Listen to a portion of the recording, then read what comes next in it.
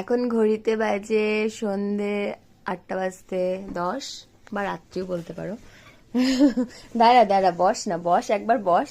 তোকে একটা জিনিস দেখাই, বস বস বস। এই দেখ, বস।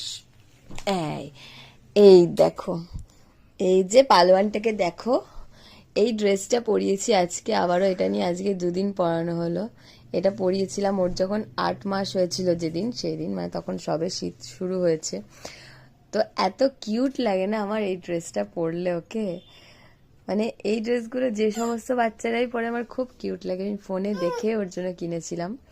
তো আজকে আবারও পরিয়েছি, মানে আনফর্চুনেটলি পরিয়েছি। কারণ কি, তখন একটা ওপরে ওর জন্য আর কি যেগুলো পরে, তো প্যান্ট জামা আমি কিছুই খুঁজে পেলাম না। তো এটা আমার হাতের কাছে ছিল, তো এটাই পরিয়ে দিলাম। এবার যেহেতু এখন বেশি শীত নেই, সেহেতু পরালাম।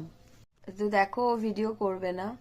যে আমি ভিডিও মানে করতে যাচ্ছি, ফোন দেখাচ্ছি, ও আমার কাছে চলে আসছে। তো যাই হোক, দেখো এই ড্রেসগুলো পরে বেবিগুলোকে কি কিউট লাগে না? তো এটা ওকে আজকে নিয়ে 2 দিন পরালাম। একদিন পরিয়েছিলাম এর আগেও, আর আজকে আবারও পরালাম।